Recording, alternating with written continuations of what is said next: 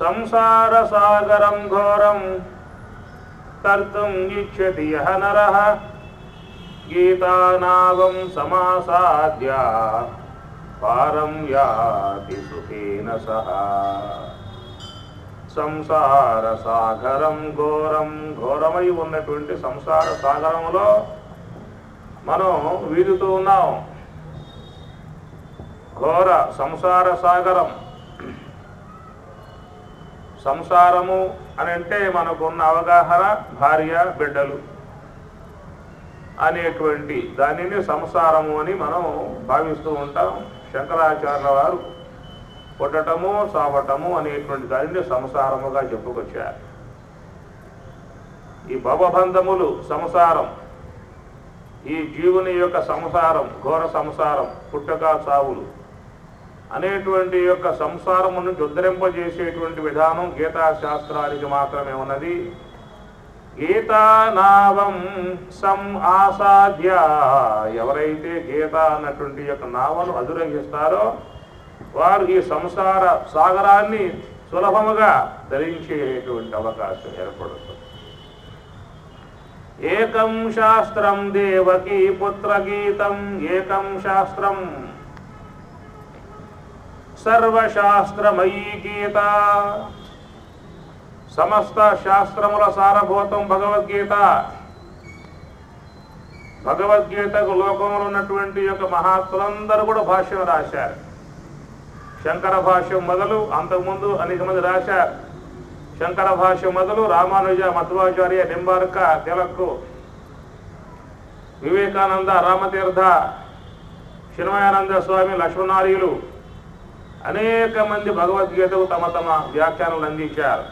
ఎందుకంటే సర్వశాస్త్రముల యొక్క సారభూతమై ఉన్నటువంటిది, మానవులకు సులభముగా అర్థమయ్యేటువంటి యొక్క అంశములు కలిగి ఉన్నటువంటి గ్రంథం భగవద్గీత.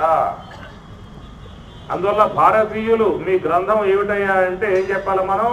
భగవద్గీత అని అంటే సార్.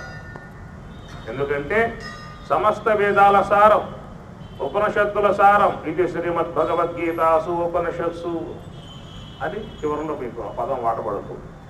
ఉపనిషత్సు, ఉపనిషత్తుల సారం. ఈశ, కేన, కట, ప్రశ్న, ముండ, మాండిక్య, ఐతరేయ, తైతరేయ, బృహదారణిక, చాంద్రోగ్య, కైవల్య, స్కంద, యోగోపనిషత్తు, యోగ రహస్యోపనిషత్తు, యోగ తత్వోపనిషత్తు, యోగ శిఖోపనిషత్తు, అమృత బిందోపనిషత్తు, అమృత నాదోపనిషత్తు.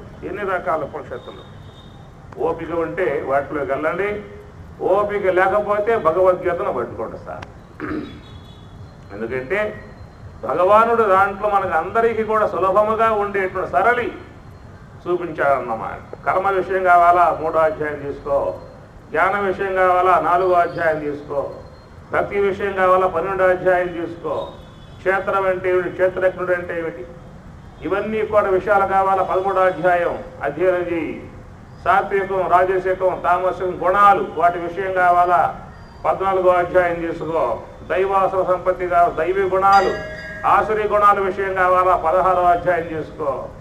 శ్రద్ధ, ఇలాంటి శ్రద్ధ, సాత్విక శ్రద్ధ, తామసిక శ్రద్ధ, రజోగుణ శ్రద్ధ, శ్రద్ధా సంబంధ విషయం కావాలా 17వ అధ్యాయం చేసుకో.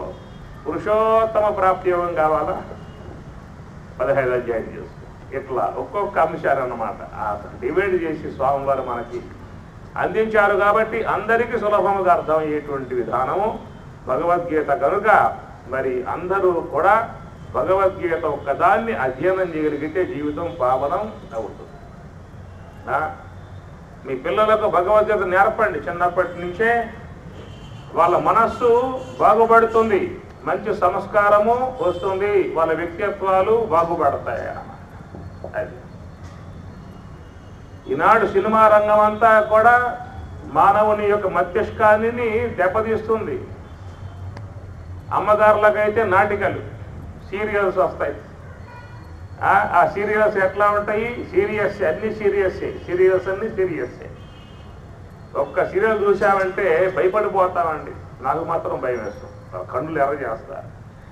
కుట్రలు, కుతంత్రాలు, వాటిలో కక్షలు, ప్రతీకారాలు, వైరాలు, ఎట్లా పడగొట్టాలి, ఎట్లా కొట్టాలి, ఎట్లా దెబ్బతీయాలి, అన్నీ కూడా ఇంట్లో ఉన్నటువంటి అమ్మగారులకు పూస గుచ్చినట్లుగా, సూదిలో దారం గుచ్చినట్లుగా ఆ విధంగా అందించేస్తున్నారు. ఏమి కుట్ర చేయాలంటే ఇట్లా ఉండాలి, మోసం చేయాలంటే ఇట్లా ఉండాలి, కక్ష సాధింపు చర్య చేసుకోవాలంటే ఇట్లా ఉండాలి, సాటుగా దెబ్బతీయాలంటే అన్నీ అందించంటే ప్లాన్లు అన్నీ. ఇన్నాక ఊరుకుంటారా? ఏది తింటేదే తేపు వస్తుంది, ఏది చూస్తే అలాంటి స్వభావాలే ఏర్పడతాయి. అందువల్ల మానవుణ్ణి దెబ్బతీసే విధానం ఈనాడు అన్నీ కూడా ఛానల్స్ అన్నీ పనిచేస్తున్న 190, 150 ఛానల్స్ ఉంటాయి. దాంట్లో ఒకటి పనికి వస్తుందా అని చెప్పానంటే ఓ ఛానల్ ఆస్థా ఛానల్, దాని జోలికే పాడు. అది ఎక్కడో చివరిలో ఉంటుంది, మళ్ళీ పైగా ముందు ఉండదు, అది లాస్ట్లో ఉంటుంది. అది మిగతా అన్ని ముందు ఉంటాయి అన్నమాట. పాడు చేసేవన్నీ ముందు ఉంటాయి, బాగు చేసేది వెనకాల ఉంటుంది అన్నమాట. కాబట్టి మరి మన హిందువులు, హైందవ జాతి, భగవద్గీత అంటే హిందువులకే కాదు సర్వమానవాళికి ఉన్నటువంటి సందేశం భగవద్గీతలో ఉంది. తన భగవద్గీత అంటే జీవితం, తన వ్యక్తిత్వం బాగు చేసుకునే విధానం భగవద్గీత. భగవద్గీతను స్వామివారు షడ్లింగాత్మికము అన్నాడు. ఉపక్రమోపసంహార ఏకత, అభ్యాసము, ఫలము, అపూర్వత, అర్ధాపత్తి, ఉపపత్తి అని ప్రకారంగా షడ్లింగాత్మికముగా స్వామివారు భగవద్గీతలో చక్కటి వ్యాఖ్యానాన్ని అందించాడు. స్వరాజ్య భగవద్గీతలు తీసుకోండి, దాంట్లో మంచి వ్యాఖ్యానాలు ఉన్నాయి, ఉత్పత్తులన్నీ కూడా ఉన్నాయి, మంచి తాత్పర్యం ఉంటుంది, అంతరార్థ సహితముగా ఉంటుంది. చాలా గొప్ప గ్రంథం అది. నేను చూసినంతలో మరి ఆ భగవద్గీత షడ్లింగాత్మికం అన్నారు. షట్లింగాలంటే షట్ అంటే 6, ఉపక్రమోపసంహార ఏకత, అభ్యాసము, ఫలము, అపూర్వత, అర్ధాపత్తి, ఉపపత్తి అనేటువంటి వాటిల్లో స్వామివారు మంచి వ్యాఖ్యానం ఇచ్చారు. ఉపక్రమము, ఉపసంహారం భగవద్గీత. ఉపక్రమం ఏమిటి అంటే ధృతరాష్ట్రవాచ, ఇది ఉపక్రమం. ఉపసంహారము సంజయవాచ ఉంటుందన్నమాట. గీత అయింది. ప్రథమంగా వచ్చేటువంటిది ప్రశ్నాత్మకంగా ధృతరాష్ట్రవాచ ధర్మక్షేత్రే కురుక్షేత్రే సమవేతాయుత్సవ మామకాః పాండవాశ్చైవ కిమకుర్వత సంజయ అని అడిగాడు గుడ్డి మహారాజు. అయ్యా సంజయ, ధర్మక్షేత్రే కురుక్షేత్రే, ధర్మక్షేత్రము కురుక్షేత్రమునందు మామకాహ పాండవాహ, మామకాహ నా వాళ్ళు, మామకాహ మామకాహ అంటే నా వాళ్ళు, పాండవాహ అంటే నా వాళ్ళు కాదు అని అర్థం, వాళ్ళు. ఆ విధంగా వాళ్ళిరువురు కూడా మరి ఆ క్షేత్రంలో చేరిన తర్వాత కిం అకుర్వత, ఏమి చేశాను, ఏమి జరగబోతున్నది, ఏమి చేశాను, కిం అకుర్వత అని అడిగాడు. అడిగితే జవాబు చెప్పాలిగా. జవాబు ఏం చెప్పాడు? అయ్యా ధృతరాష్ట్ర మహారాజా, యత్ర యోగీశ్వర కృష్ణ యత్ర పార్థో ధనుర్ధర తత్ర శ్రీ విజయ భూతి ధ్రువా నీతి మతి మమ మతి. నా అభిప్రాయమేమంటే అడిగావు కాబట్టి చెబుతున్నా. ఎత్ర యోగీశ్వర కృష్ణ, ఎక్కడైతే యోగీశ్వరుడు యోగీశ్వరుడు కృష్ణ పరమాత్మ ఏ పక్షంలో ఉన్నాడో, ధనుర్ధారి యగు అర్జునుడు గాంధీవం ధరించి ఏ పక్షంలో ఉన్నాడో, తత్ర శ్రీ విజయ భూతి, అట పక్కే శ్రీ సంపద, ఆ పక్కే విజయము, ఆ పక్కే విభూతి. అంటే ఏమిటి అర్థం? మీ సంతతిలో ఒక్కడు కూడా మిగిలే అవకాశాలు మాత్రం కనబడటం లేదు. తల కొరువు పెట్టేవాడు కూడా ఉండే అవకాశాలకు నాకేం గోచరం. తత్ర శ్రీ విజయ, ఆ పక్కే విజయలక్ష్మి ఆ పక్క ఉంటుంది. స్వామివారి పక్కనే విజయలక్ష్మి ఉంటుంది. అందువల్ల అర్జునుని యొక్క సందేహం, సంజయుని యొక్క ధృతరాష్ట్రుని యొక్క సందేహం, సంజయుని యొక్క సమాధానం ఏమిటంటే ఏ పక్క కృష్ణ పరమాత్మ ఉంటాడో ఆ పక్కే విజయము అనేటువంటి విషయం. అట్లాగే జరిగించే వరకు కాబట్టి ఉపక్రమము ఉపసంహార శ్లోకాలుగా స్వామి గారు చాలా వ్యాఖ్యానం దీని మీద చెప్పుకొచ్చారు. ఈ 2 శ్లోకాల మీద అద్భుతముగా ఉండేటువంటి శ్లోకాలు అన్నమాట, సందేశాత్మకంగా ఉన్నటువంటి శ్లోకాలు. ఎవరైతే తమ జీవితానికి పరమాత్మనే సారథిగా పెట్టుకుంటారో అలాంటి వాళ్ళ జీవితం అంతయు కూడా విజయోత్సాహాలతో ముందుకు పోతుంది. మనం మన జీవితంలో పరమాత్మను ముందు పెట్టుకోవాలి. కౌరవులేమో చెక్కును ముందు పెట్టుకున్నారు. మామా నువ్వు ఉండు మామా ముందు వెనకాల ఉంటావు అని చెప్పేసి అని శకుని ముందు పెట్టుకున్నారు కౌరవులు. పాండవులు కృష్ణ పరమాత్మని, స్వామి మీరుంటే చాలు, చెప్పండి ఏం చేయమంటావు చేస్తా అని చెప్పని. కరిష్యే వచనం తవా అన్నాడు అర్జునుడు. కరిష్యే వచనం తవా, నువ్వేం చెబితే అది చేస్తా అని చెప్పని పరమాత్మను ముందు పెట్టుకుని పాండవులు ఉన్నారు, శకున్ని ముందు పెట్టుకుని కౌరవులు ఉన్నారు. ఎవరు మిగిలారు చివరికి? ఎవరు మిగిలారు? వీళ్ళు 5 మంది ఉన్నారు, వాళ్ళు 100 మంది ఉన్నారు. 100 మంది పుట్టకాలి అయిపోయింది, ఒక్కడ మిగల. 5 మందిలో పాండవులు 5 మంది ఉన్నారు, 5 మంది ఉన్నారు. వీళ్ళు 100 మంది, ఒక్కడు మిగల. ఎందువల్ల అని చెప్పనంటే మన జీవితం సందేశం, అయ్యా జీవితంలో పరమాత్మను ముందు పెట్టుకో. ఏ కార్యం ప్రారంభం చేయాల్సి వచ్చినా గురుస్మరణ చేయి, దైవ స్మరణ చేయి, భగవత్ స్మరణ చేసి ముందుకు పోగలిగితే నీ ప్రతి దాంట్లో కూడా నీకు విజయం లభ్యమవుతుంది అనేటువంటి ఒక సందేశం అన్నమాట. విశాలమై ఉన్నటువంటి యొక్క భగవద్గీతలో మొట్టమొదటిగా మనకి ధృతరాష్ట్రవాచ అనేటువంటి యొక్క మాట మనకి వెలువడుతుంది. చాలా మందిలో సందేహం, ఏమండి భగవద్గీత పరమ పావనమై ఉన్నది, పవిత్రమై ఉన్నది. ఆ పవిత్రమై ఉన్నటువంటి యొక్క భగవద్గీత ప్రారంభంలో ఏమిటి గుడ్డివాడి యొక్క ప్రశంస మాకు? ఏమి వాడిని స్మరించకుండగా వాడిని చూడకుండా లోనపోయే అవకాశాలు మాకేం లేవా? ఎవరైనా గ్రంథరచన చేస్తూ ఉన్నప్పుడు జగతః పితరౌ వందే పార్వతీ పరమేశ్వరవు అని ఆయన రాశారు కాళిదాసు గారు. వాగర్ధ సంపృక్తౌ వాగర్ధపరివర్తయి జగతః పితరౌ వందే పార్వతీ పరమేశ్వరవు అని. ఏ గ్రంథమైనప్పటికీ కూడా గురుస్మరణం లేకపోతే దైవస్మరణం ఏదో ఉంటుంది దాంట్లో. కానీ మన భగవద్గీతలో పోవాలంటే ధృతరాష్ట్ర ఉవాచ వాని యొక్క అనుమతి తీసుకుని లోనగా పోవాలి. కాపలా ధర్మ అన్నమాట అక్కడ భగవద్గీత. ఆ మాట చెప్పకుండా పోయే అవకాశం ఉంటుంది చెప్పండి ఎవరైనా? విషాద యోగ ధృతరాష్ట్ర ఉవాచ, అయ్యో ద్వావిస్తావ పోత లోపలికి పోయి నన్ను స్మరించాక లోన. ధృతరాష్ట్ర ఉవాచ అంటే ఏమిటయ్యా ధృతరాష్ట్ర అని చెప్పనంటే ఎవరి కోసం ఈ గీత సందేశము అనేటువంటి యొక్క మాటకు ఎవరికయ్యా సందేశం? జ్ఞానులక అజ్ఞానులక? అజ్ఞానులు, వాళ్ళందరికీ వీడు నాయకుడు ప్రభు అన్నమాట. లోకంలో ఉన్నటువంటి యొక్క అంధులందరికీ కూడా వీడు అంధ నాయకుడు అన్నమాట. ఎవరై అంధులంటే ఎవరు అంధులు ఉన్నారా? అంధులు లోకంలో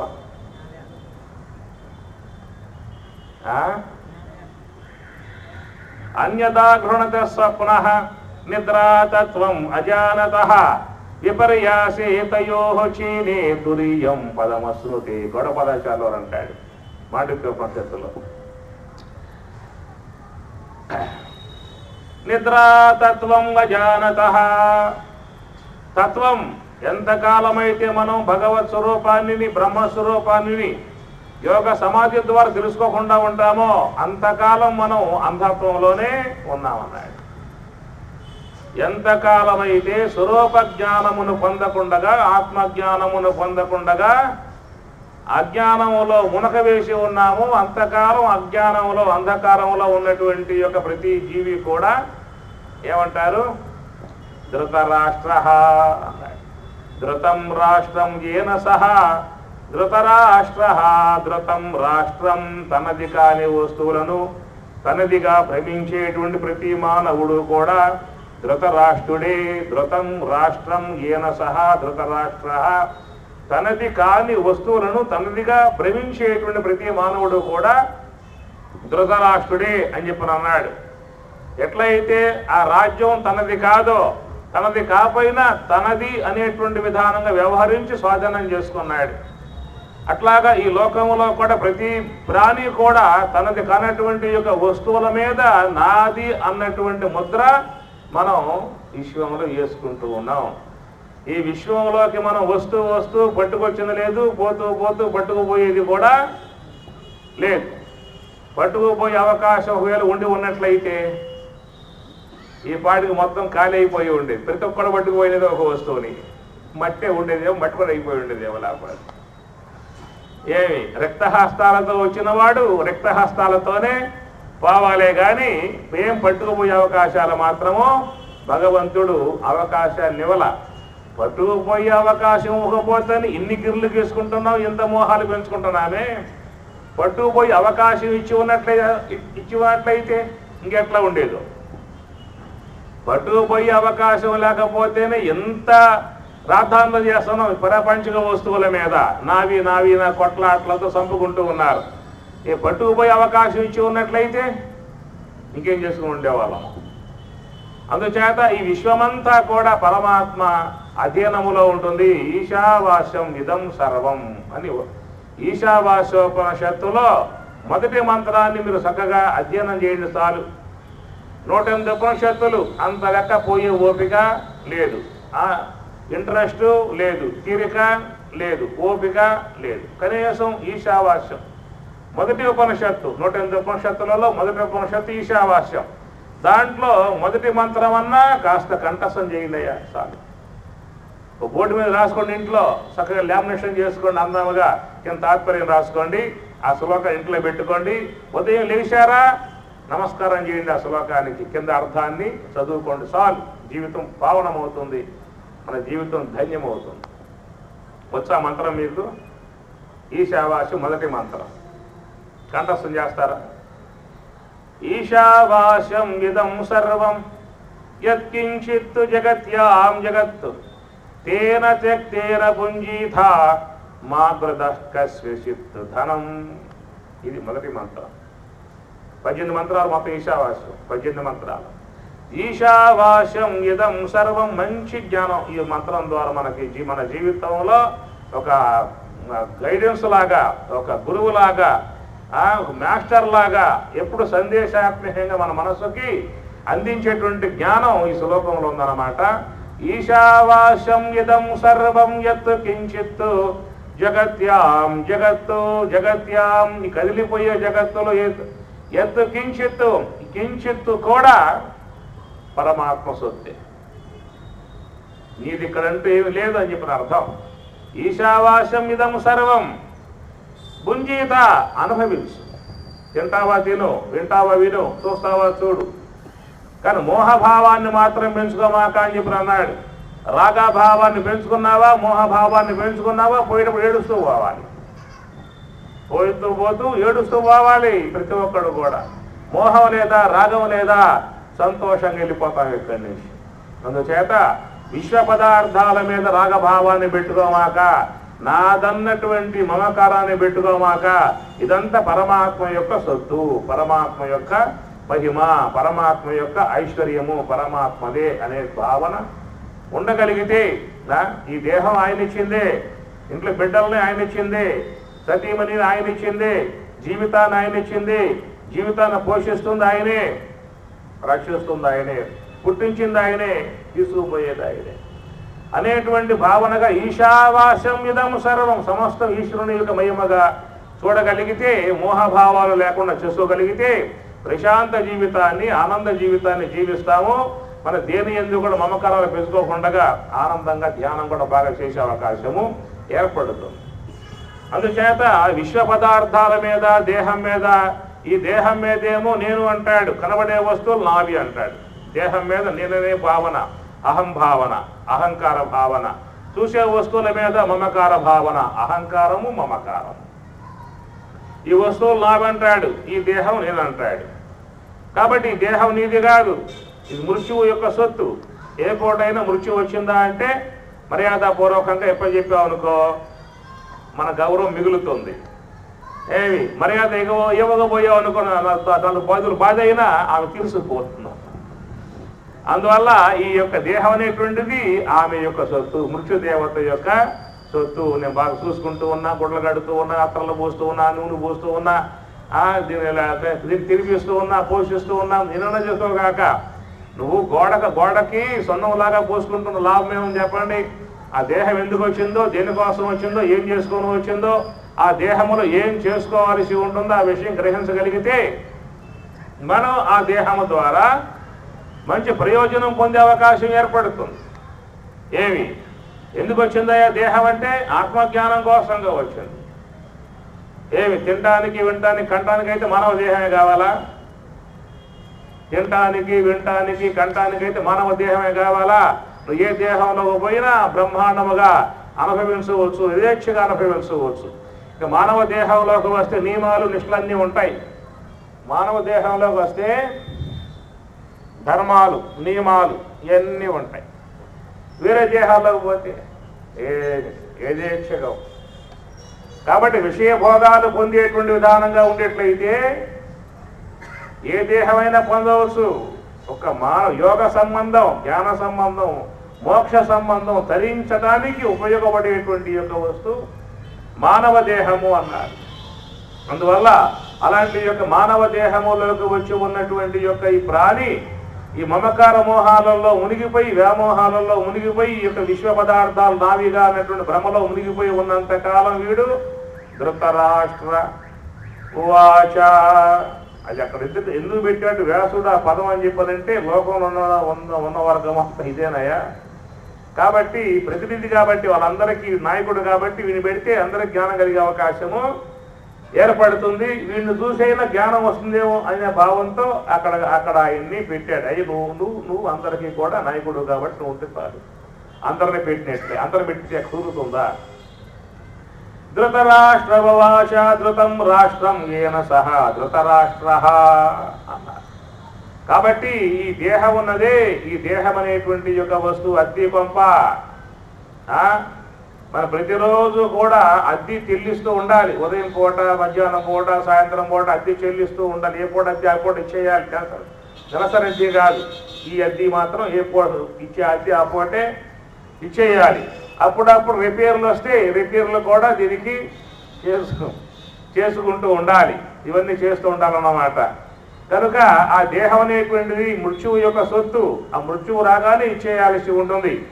అయితే చాలా మంది ఏంటంటే ఈ దేహం మీద ఉన్నటువంటి యొక్క వ్యామోహంతో ఆ దేహంలో చాలా కాలం ఉండటం కారణముగా ఆ దేహం మీద ఒక వ్యామోహం పెరిగిపోవడం కారణముగా మరి ఆ దేహము నాది అనేటువంటి భావనగా వస్తాడు. దేహం నీది కాదురా అని శాస్త్రం బోధిస్తూ ఉన్నది. దేహం నీది కాదు అన్నారు మహాత్ములు. దేహం అది మృత్యువు యొక్క సొత్తు, నీకు ఇవ్వబడింది. కనుక మర్యాదపూర్వకంగా అప్పచెప్పాల్సి ఉంటుంది. ఎందుకు వచ్చావో, నీ కార్యం ఏమిటో మహాత్ములు తెలియజేస్తారు. మహాత్ముల వద్ద కూర్చో, బ్రహ్మ విద్య అధ్యయనం చేయి, శాస్త్రాధ్యయనం చేయి, ఉపనిషత్తులు, భగవద్గీత ఉన్నది బాగా చదువుకో. ఈ లోపల మృత్యు వచ్చే లోపలే రెడీగా ఉండాలన్నమాట. ఏమి ఇప్పుడు టికెట్ కొనుక్కున్నాం అనుకోండి, బండి వచ్చాక పోవాలా, బండికి రాకముందే రెడీగా ఉండాలా? బండి రాకముందే ప్లాట్ఫామ్ రెడీగా ఉండాలన్నమాట. అట్లాగా మనం కూడా మోక్ష విషయంలో టికెట్ కొనుక్కుని పెట్టుకోవాలి ముందుగానే. మోక్ష టికెట్ ముందు కొనుక్కుని పెట్టుకోవాలి. వచ్చేసిందా అది తీసుకుపోతుంది దేహాన్ని.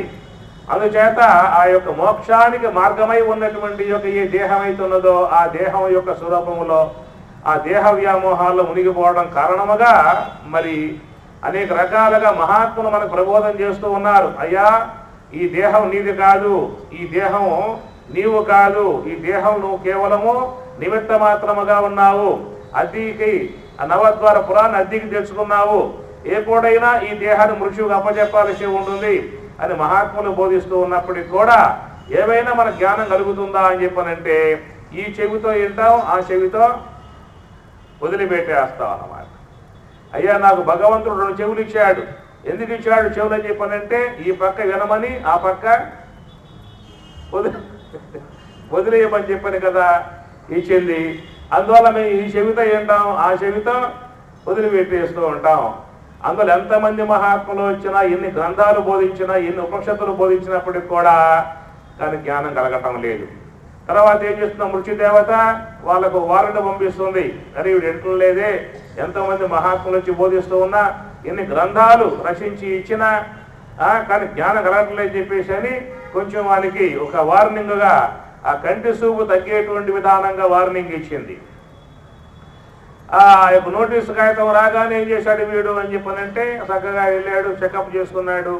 గోల్డ్ అద్దాలు ఉండేటువంటి ఆ ప్రేములు కూడా చక్కగా సెలెక్ట్ చేసుకుని అందంగా ఉండాలి కాబట్టి ఆ విధంగా అవి పెట్టేసుకున్నాడు.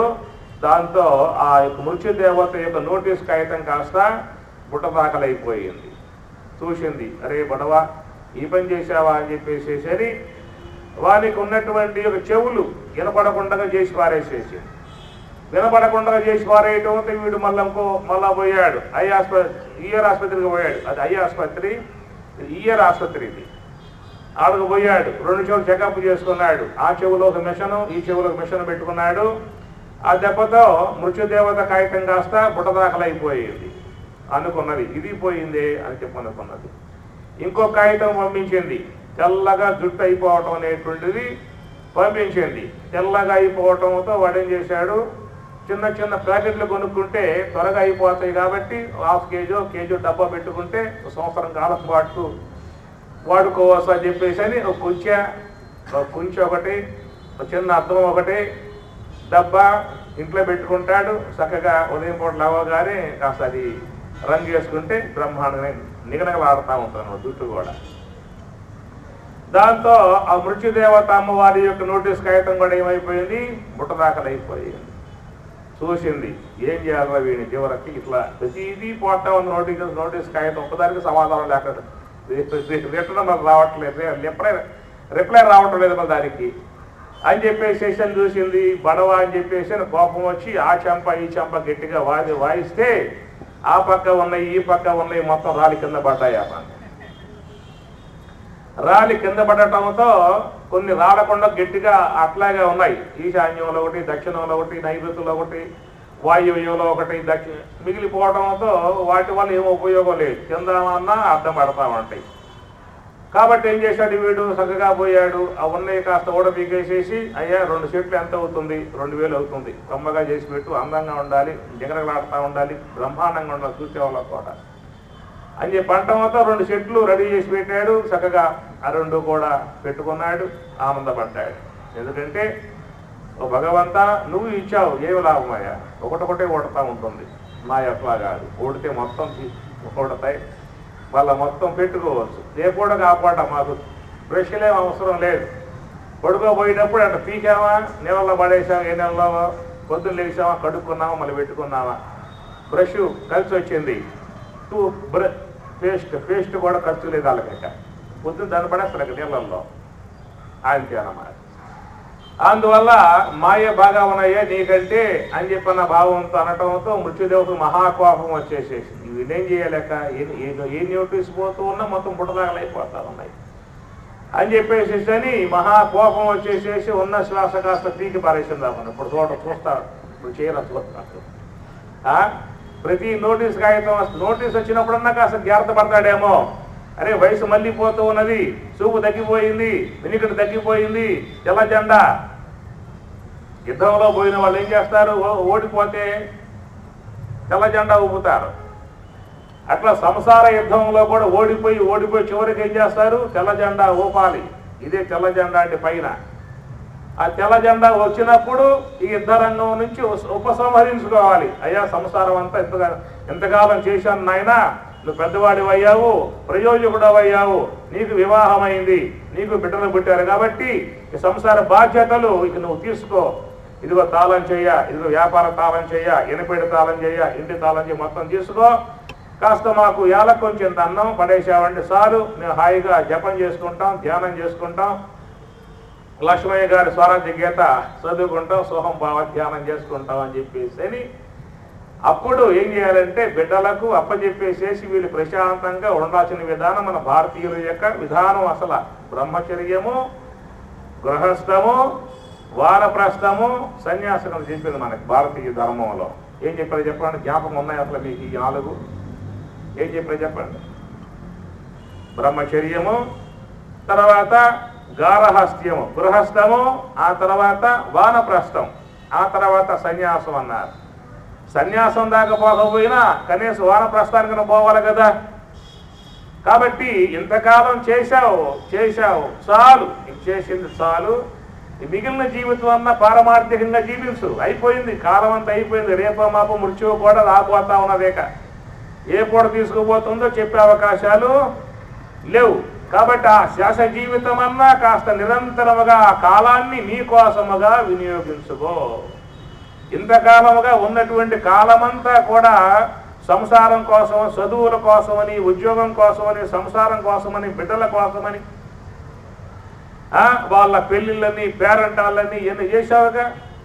అల్లుడు గారు పండగ వచ్చింది, దీపావళి పండుగ, మా అమ్మాయితో కలిసి రావాయి అని చెప్పానంటే వాడు బెట్టు చేస్తాడు.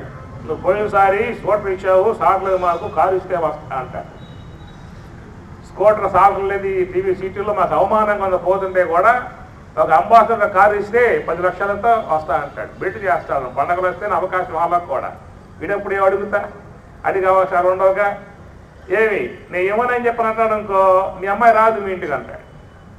అమ్మాయి రాకపోతే ఇంట్లో అమ్మగారు ఊరుకోదు. ఆమె మా అమ్మాయి రావట్లేదా అని ఆమె బెంగ పెట్టుకుంటుంది. ఆమె యొక్క బాధపడలేక యజమాని ఏం చేస్తారు, సరే రావా ఇస్తా అని చెప్పారు అంటాడు. అదన్నమాట. అలాంటి విధానాలు ఉంటాయి. అల్లుడికి కూడా మంచి మంచి ఆఫర్లు పండగలు వస్తే. సంక్రాంతి వచ్చిందనుకో అప్పుడు మళ్ళా రమ్మంటారు. మొన్న నువ్వు కారు ఇచ్చావు కదా, అది బాగాలేదు, ఇల్లు కాబట్టి ఇవ్వమంటాడు. ఈసారి భూమి మీద కూడా సాగడం లేదు, అట్లా పైగా వెళ్ళి వ్యవస్థ. ఈ విధంగా చేశారు, పోషించారు, వాళ్ళకి అన్నీ తీర్చారేక ఇంకా జీవితం అట్లాగే పోవాలా? ఇక మళ్ళీ రాబోతాం ఈ లోకంలో, మన మానవ దేహంలో రాబోతాం నమ్మకాలు ఏమైనా ఉన్నాయి మనకేమన్నా? కాబట్టి ఉన్న ఆయువంతా మొత్తం ఖర్చు పెట్టేసేసి ఖాళీ చేతులతో పోతే రేపు ఆయన ఏమంటాడు, నేను ఎందుకు పంపేస్తాను లోకంలోకి, ఈ పనులు చేయమని చెప్పి పంపింది నేను ఆయన అడగడా పోయిన తర్వాత. కాబట్టి నేను ఇచ్చిన అవకాశం సద్వినియోగం చేసుకోలేదు కాబట్టి ఇక పో. ఆసురీం యోనిం ఆపన్న మూఢా జన్మని జన్మని జన్మని జన్మని జన్మని జన్మని. ఆసురీం యోనిం ఆపన్న అర్థమవుతున్న మాట ఏమిటది? ఆసురీం యోనిం. ఆసురి అంటే తామసికమై ఉన్నటువంటి దోమగానో, చీమగానో, నల్లిగానో, గార్ధబంగానో అనేకములు. ఒకటేముంది ఇంకా ఎన్ని ఉన్నాయి చెప్పినట్టు 83,99,999 అవతారాలు మనకి. అదే శ్రీ మహావిష్ణువుకి అయితే దశావతారాలే, అన్ని యుగాలు కలిపి. కృత, త్రేత, ద్వాపర, కలియుగం మొత్తం కలుపుకునేనికి, ఈ మొత్తం కలుపుకునేనికి 10. మనకైతే ఎన్ని అవతారాలు? 83,000.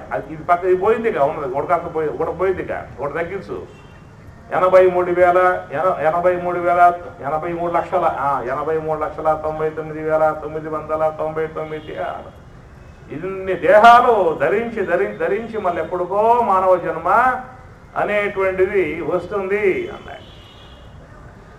అందువల్ల మనకేంటంటే వివేకం ఉదయించడం వల్ల, జ్ఞానం కలగటం వల్ల ఏమి ఇదే నిత్యం అనుకుంటున్నాం, ఇదే శాశ్వతం అని చెప్పి అనుకుంటున్నాం, దాంట్లో పడి పొల్లాడుతాం.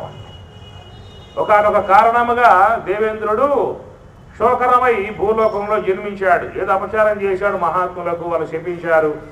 అయ్యా నువ్వు దేవలోకంలో ఉండేటువంటి అవకాశం లేదు, భూలోకంలో పోయి శోకరమై జన్మించుగాక అని చెప్పనటంతో ఆయన వచ్చి భూలోకంలో శోకరమై జన్మించాడు. శోకరం అంటే తెలుసుగా మీకు? తెలుసు కదా శోకరం, తెలీదా?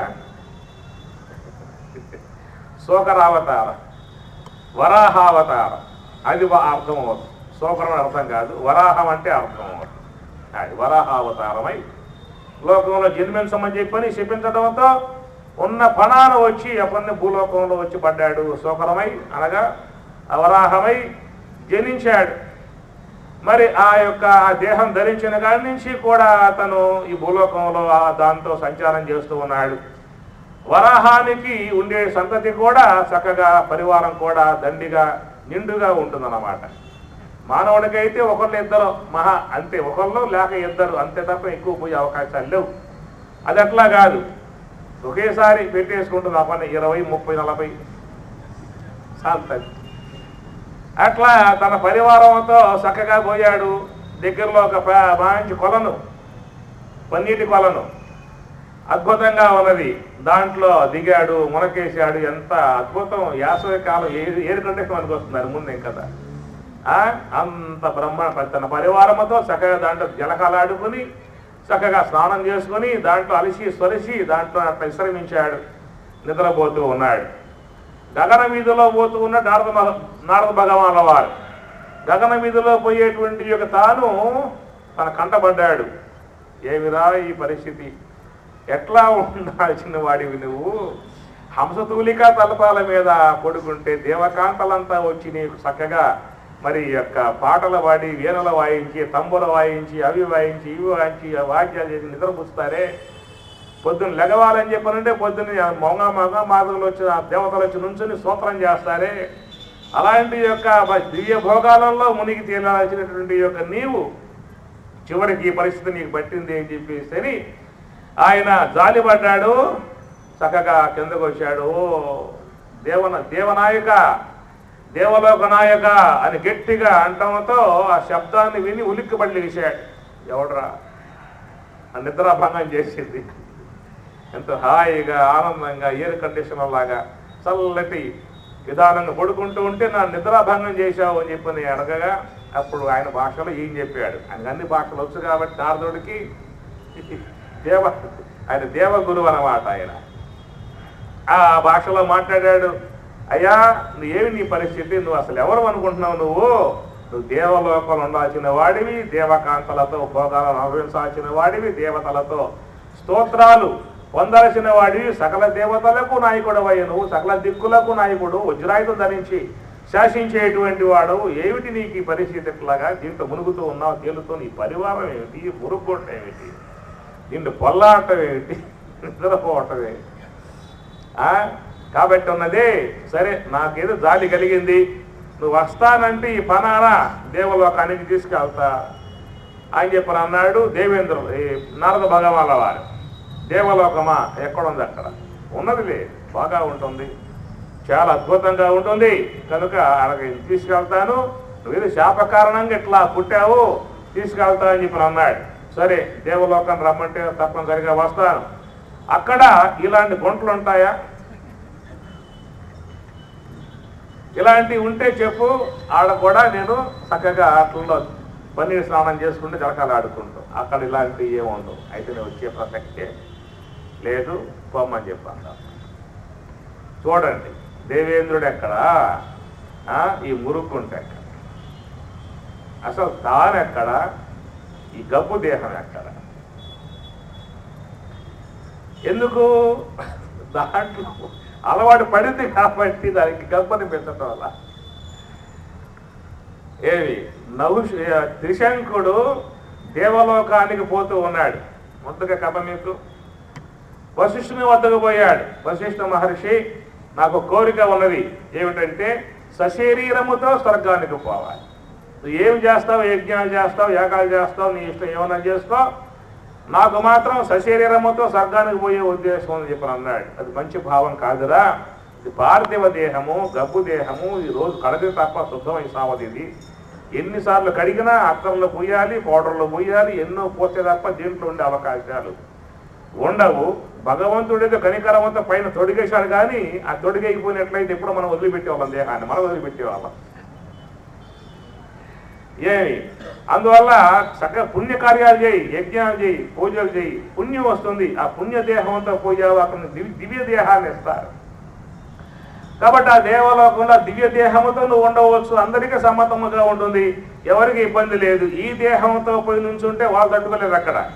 కాబట్టి ఈ దేహంతో పంపే అవకాశాలు లేవు, పంపే శక్తి ఉన్నా పంపను అని చెప్పేసేసాడు. ఆ విధంగా అనగానే వారికి మహా కోపం వచ్చేసింది, ఈయనకి కోపం వచ్చేసేసింది. నా మీద కోపం తీసుకుంటావు అని చెప్పని వాడిని చండాలో భావ అని చెప్పని శపించేశాడు. ఆ శపించడంతో అతను కాస్త విశ్వామిత్రుని వద్దకు పోయాడు. విశ్వామిత్ర మహర్షి అని పాహిమాం అని చెప్పని అడగపోవడంతో ఆయన కందెరిశాడు. తపస్సులో ఉన్నాడు, కందెరిశాడు. ఏమి నాయన అన్నాడు. నేను విశ్వాక వంశరాజుని, నన్ను ఈ విధముగా శపించాడు ఎవరో వశిష్ఠుడు అని చెప్పి అనగానే ఆయనకు మహాకోపం వచ్చింది. ఎందుకు? ప్రత్యర్థి కదా, విశ్వామిత్రుడికి వశిష్ఠుడు ప్రత్యర్థి కాబట్టి ఏమిటి కారణం, ఇట్లా అడిగాను, ఆయన చేయలా, నేను చేస్తాను, ఆయన చేయాలా ఆ పని, నేను చేయలేనా అన్నాడు. ప్రత్యర్థి చేయని కార్యం తాను చేయటంలో గొప్ప అన్నమాట. వాడు చేయలేదా, నేను చేస్తాను అని చెప్పి అన్నాడు. తపస్సు మొత్తం దారపోసి పంపిస్తే ఆ విధంగా వాడు ఆ దేహముతో, పార్థివ దేహముతో దేవలోకాలుగా పోతూ ఉంటే ఆ దేవలోకం మొత్తం గబ్బైపోయింది. ఎందువల్ల చెప్పండి? మనం ఈ దేహములో ఉన్నాం కాబట్టి కమ్మగా అనిపిస్తూ ఉన్నది. ఒకవేళ మీ ఇంట్లోకి ఒక పంది వస్తుంటే ఎట్లా ఉంటుంది చెప్పండి? మీకు ఎట్లా ఉంటుంది? సుగంధ పరిమళాలుగా ఉంటుందా? రా శోకనం గారు, రా వరాహం గారు అని చెప్పని అంటారా? తరింకొట్టరు. అట్లాగా అక్కడ దివ్య దేహముతో ఉండేటువంటి వారికి ఈ దేహము అది కుదరదు. అట్లా పోతూ ఉండగా ఆ లోకమంతా కూడా మొత్తం కూడా గాలి గుమ్ముని వీయడంతో అందరూ ఒక్కసారిగా చూశారు. తీరిపారా ఎవడో కూడా వస్తున్నాడు శరీరముతో, తట్టుకోలేక వాడిని కిందగా కొన్ని తోచి పారేశారు. రాకుండగా కింద పడిపోతూ ఉంటే అప్పుడు మళ్ళీ విశ్వామిత్రుల వారు ప్రార్థన చేస్తే విశ్వామిత్రుడు అన్నాడు, ఏమిటని చెప్పని అన్నాడు, నన్ను రానివ్వలేదు దేవతలు, కిందకు తోసేశారు, కింద పడిపోతున్నా అన్నాడు. అయితే ఆగు, అక్కడే ఆగు. వాళ్ళు ఏ యొక్క రాజ్యం ఇవ్వకుండా నీకు తోసేశారో నేనే నీకు స్వర్గ నిర్మాణం చేస్తా అని చెప్పేసేసి తన తపస్సు మొత్తం దారపోసి ఒక నిర్మాణాత్మక స్వర్గలోక నిర్మాణాన్ని చేసేసి దానికి వాడిని రాజుగా చేశారు. దానినే త్రిశంక స్వర్గం అని చెప్పిన కూడా పేరు పెట్టారు. మీకు ఒకవేళ సందేహం రావచ్చు, త్రిశంక స్వర్గం ఉందా అండి, కేవలం ఊరికే కథేనా అనే సందేహాలు మీకు బహుశా రావచ్చు. ఏం అవసరంలా, రేపో మాపో మనం పోవడం సిద్ధంగా ఉన్నాగా. ఇప్పుడు బాల్యం పోయి యవనం పోయి వృద్ధాప్యంలో పడ్డామేక దగ్గర పడింది మిగతా పాయింట్ కూడా. రేపో మాపో పోతాం కాబట్టి పోయేటప్పుడు ఒకవేళ ఉందనుకో వెయిటింగ్, 2 పూట్ల వెయిటింగ్ చేసుకోండి. అక్కడి నుంచి పైకి వెళ్ళిపోవచ్చు అన్నమాట. ఒక విడిది ఒక పూట అమెరికా పోయేవాడు కూడా మధ్యలో దేశం లాగుతాడు అన్నమాట. ఆ పూట అక్కడ ఉండి మళ్ళీ పొద్దున్న విమానం ఎక్కి మన అమెరికా పోతాడు. అట్లాగా స్వర్గలోకం పోతాం కాబట్టి మనం ఇంత బ్రహ్మ విద్య స్వర్గలోకం పోవం మనం ఇంత బ్రహ్మ విద్య విని. కాబట్టి మధ్యలో కాసేపు హాల్టింగ్గా 2 పూటలు అక్కడ విశ్రమించి మనం పైకి కూడా వెళ్ళిపోవచ్చు. అందుచేత ఈ మానవ దేహము అనబడేటువంటి యొక్క వస్తువు ఉన్నది, దాంట్లో ఉండగా వాడికి తెలియదు దాని యొక్క ఎంత విధానమో, దాని నుంచి బయటపడ్డాక అర్థమవుతుంది. అలాంటి యొక్క పార్థివ దేహము సర్వోన్నతము అని చెప్పి అన్నారు. దేవతలు కూడా మోక్షాన్ని పొందేటువంటి యొక్క ఉద్దేశం ఉన్నట్లయితే వాళ్ళు కూడా ఈ పార్థివ దేహాన్ని పొందాలని చెప్పని శాస్త్రం బోధిస్తూ ఉన్నది. కాబట్టి ఇతర దేహాలలో మోక్షము లేదు, దేవతా దేహాలలో మోక్షము లేదు.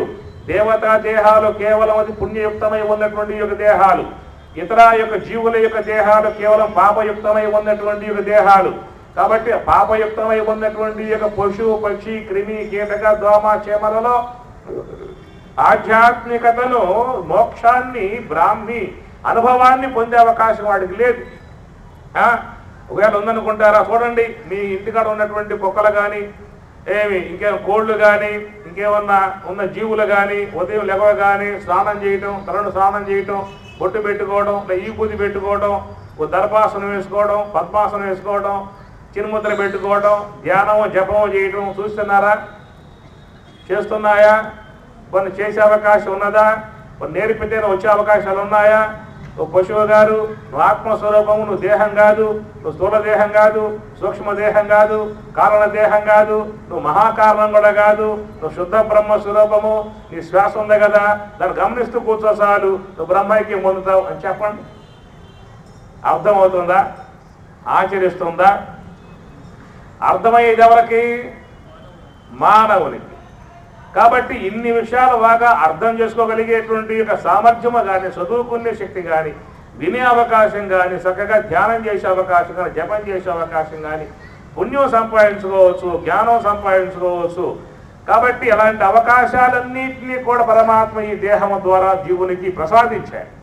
ఉపనిషత్తులు ఇచ్చాడు, భగవద్గీత ఇచ్చాడు, వేదాలు ఇచ్చాడు, ఎన్నో ఇచ్చాడు ఇక్కడ మానవుడికి. అందుచేత ఇవన్నీ కూడా ఉన్నటువంటి వాడు వీడు చేయకపోయాడు. అలాంటివి పొందే అవకాశం లేక ఉన్నటువంటి జీవులు అవి చేయకపోయాయి. చెప్పండి, వాటికి అవకాశమా లేదు చేద్దామంటే, అవి చేయలే. మరి మనకు అవకాశం ఉన్నది, మనం చేస్తున్నామా? మనము చేయలే. మరి అవకాశం లేక అవి చేయక, అవకాశం ఉండి మనం చేయక, మరి చివరికి ఏమన్నా చెప్పండి దీని ఈ పరిస్థితిని. అందుచేత మానవ జీవితం ఉన్నది స్వల్పం, అత్యంత స్వల్పమై ఉన్నటువంటి యొక్క ఏమి క్షణకాలంలో పోయేటువంటి యొక్క మానవ జీవితం. కాబట్టి ఈ మానవ జీవితంలో చాలా ఆయువుని, చాలా మన యొక్క కాలాన్ని ఈ బాహ్య వస్తువులకు, వ్యాపారానికి, ఉద్యోగానికి, కుటుంబానికి, బిడ్డలకు, వాళ్ళ పిల్లలకు, పేరంటాలకు ఖర్చు పెట్టేసేసాం. అన్నీ అయిపోయినాయి కదా, కనీసం అప్పుడన్నా కాస్త శేష జీవితాన్ని అయ్యా బాబు ఇక నా కొద్ది సంసార గొడవలు, మా కొద్ది సంసార యావగేషణ ఈ మొత్తం నువ్వు చూసుకో, మా స్వల్పకాలమే ఉన్నది, బాల్యం పోయే, యవ్వనం పోయే, వృద్ధాప్యంలో పడ్డాం, ఉన్నయ్య కూడా ఒకటి ఊడిపోతా ఉన్నాయి, కళ్ళు పోయాయి, చెవులు పోయాయి, జుట్టు పోయింది, శక్తి పోయింది, ఓపిక పోయింది, పైగా షుగర్ వచ్చింది, బీపీ వచ్చింది, ఇంకేమో కొన్ని వస్తా ఉన్నాయి, కొన్ని పోతా ఉన్నాయి, కొన్ని వస్తా ఉన్నాయి. ఇక మాకు అవసరంలా, మాకున్న కాలం కాస్త ధ్యానం చక్కగా చేసుకుంటాము, విచారణ చేసుకుంటాము, ధ్యానం చేసుకుంటాము, ఈ సంసార యావగేషణ నువ్వు పెట్టుకో అనగలిగేటువంటి ఇక త్యాగం ఎవరు మనలో ఉన్నదా? లేదు స్వామి, ఆ తాళం చేతి నా బొడ్డు చుట్టూ ఉండాలి, గలగల్లాడుతూ ఉండాలి, గలగల్లాడుతూ ఉంటే మాకు ఆవంత అంటారా? అమ్మగారు ఏమనిపిస్తుంది ఆ మాటలు? ఏమనిపిస్తుంది? మోహం. అది వదలందే ఆత్మజ్ఞానం రాదు. పెట్టారు మహాత్ములు, అయ్యా బ్రహ్మచర్యం అన్నాం, గృహస్థం అన్నాం, వానప్రస్థం అన్నాం, సన్యాసం 25 ఏండ్లు బ్రహ్మచర్యం, 25 ఏండ్లు గృహస్థం, 25 ఏండ్లు వానప్రస్థం, 25 ఏండ్లు సన్యాసం, 25 100 ఏండ్లు. 100 ఏళ్ళు ఉంటావా అండి? ఒకవేళ ఉండకపోయావు కనీసం 50 ఏళ్ళు వచ్చేసినాక అప్పచెప్పేవాడికి అయ్యా నాయన చూసుకోక ఏదో కాస్త మాకు ఉండటానికి ఇల్లు కట్టి పెట్టు, ఏళ్ళకి కాస్త ఆహారం పెట్టావా? ఆ కాలమంతా జపము ధ్యానము విచారణ చేసుకుంటాం, మా కాలాన్ని మేము వినియోగించుకుంటాం అనేటువంటి ఒక భావనగా ముఖ్యంగా మానవుడే పుట్టినటువంటి వాడు ఆ పని చేయగలిగితే తరింపు మార్గంలో పోయే అవకాశము ఏర్పడుతుంది. ఇంకా మోహాలలో మునిగిపోయాము అని చెప్పనంటే వచ్చిన జీవితం కాస్త కరిగిపోయిందా అని చెప్పనంటే మళ్ళా ఆ జీవితం మానవ జీవితం అనేది రావాలి అని చెప్పన్నట్లయితే అది నీ చేతుల్లో ఉన్న చట్టం కాదు. ఇవ్వమంటే ఆయన ఇవ్వడం సిద్ధంగా ఆయన లేడు ఏవి. అందుచేత మనం అలాంటి యొక్క అవగాహన పొందగలిగితే మనం కొంచెం జీవితంలో ముందుకు పోయే అవకాశం ఏర్పడుతుంది. కాబట్టి అలాంటి యొక్క విధానంలో ఉన్నటువంటి యొక్క విధానమే ధృతరాష్ట్రవాచ అని చెప్పని అన్నారు.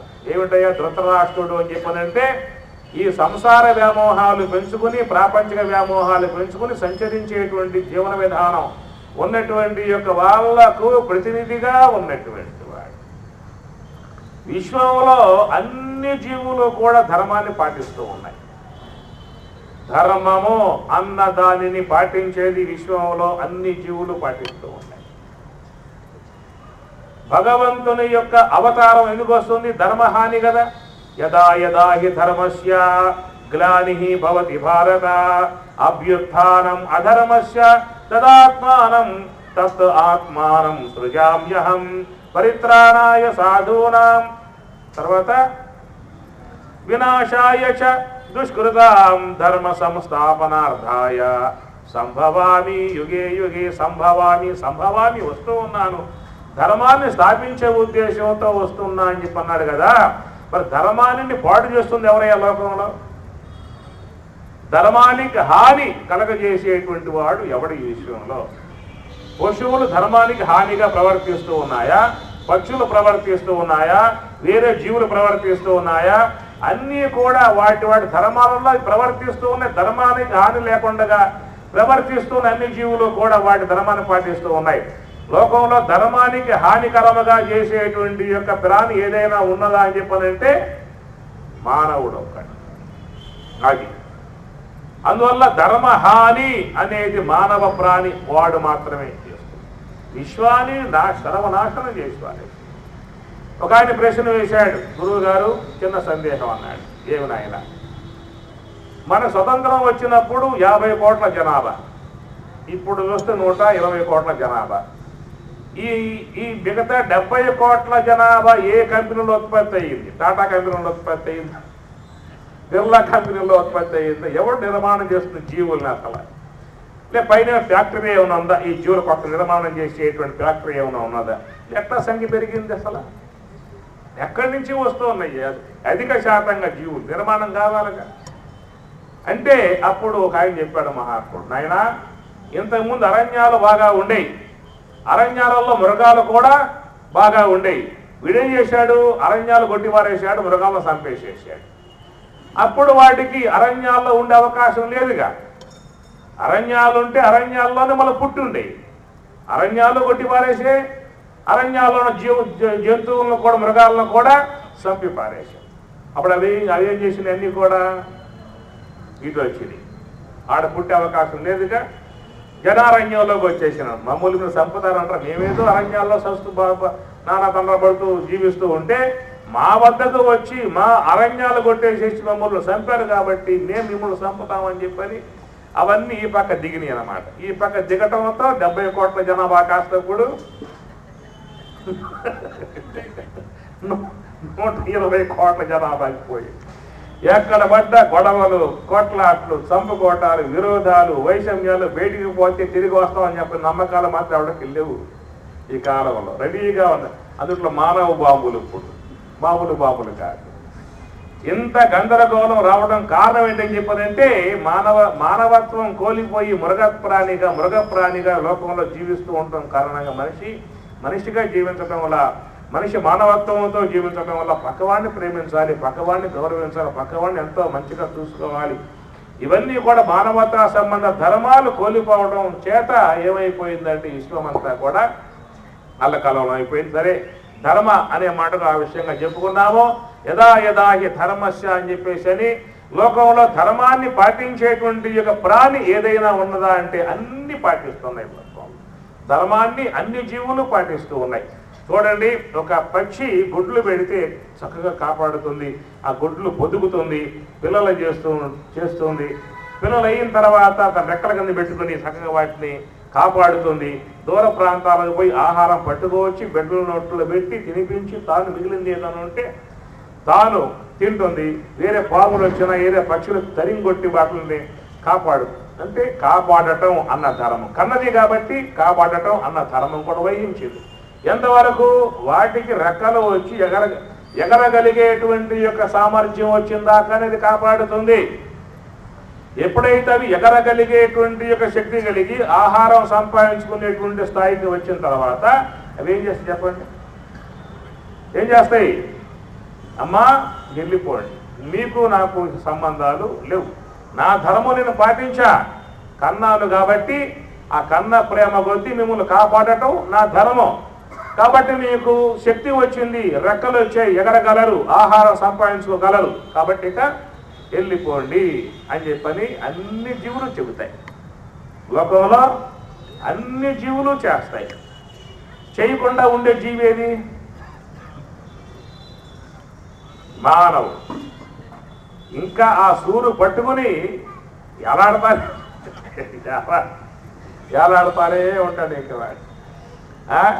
అందువల్ల మరి చూడండి, చక్కగా మన జీవిత కాలం చాలా గొప్పది, దాన్ని మనం వినియోగించుకోవాల్సి ఉంటుంది. కాబట్టి అలాంటి జ్ఞానం లేకపోయిందా అని చెప్పారంటే ధృతరాష్ట్ర ఏం చెప్పారు?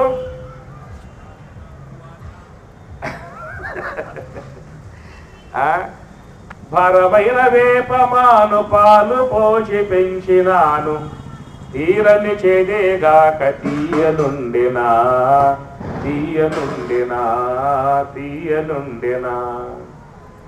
భరమైన వేపమాను పాలు పోసి పెంచినాను, తీరని చేదేగాక తీయనుండినా. భారమైన వేపమాను పాలు పోసి పెంచా, ఏమన్నా తీయగా వస్తుందా అంటే చెడుగానే ఉన్నది. పాయదిసి కుక్కతోక బద్దలు పెట్టి బిగిసి సాయకెంత కట్టినాను చక్కనుండెనా. పాయదిసి కుక్కతోక బద్దలు పెట్టి బిగిసి అన్నమయ్య కీర్తన కాంబోజరాలు. భారమైన పాయదిసి కుక్కతోక బద్దలు పెట్టి బిగిసి, కుక్క తోకని చేశాడు, కింద ఒక బద్ద పైన ఒక బద్దేసి బాగా చుట్టుకుంటూ వస్తే ఆ బద్దలాగానే ఈ కుక్క తోక కూడా సాఫీగా ఉందన్నమాట. అమ్మయ్య ఎట్టకేలకు కుక్క తోకను ఒక్కడ తీసా, సాఫీగా వచ్చేసింది అని చెప్పి అనుకున్నాడు. ఆ తర్వాత ఆ ముడి ఇప్పి తీస్తే మళ్ళా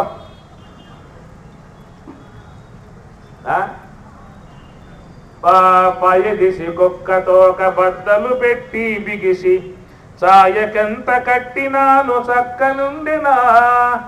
కాయపు వికారమది కలకాలము చెప్పిన, కాయపు వికారమది కలకాలము చెప్పిన, పోయిన పోకేగాక బుద్ధి వినేనా, బుద్ధి వినేనా, బుద్ధి వినేనా. కాయపు వికారం, కాయం ఈ దేహం ఉన్నది కదా, ఈ దేహ వికారాలు ఎప్పుడు కూడా వచ్చి పడతా ఉండే దేహం అదేం ఆగదు, ఆ దేహమేమి ఆగదు.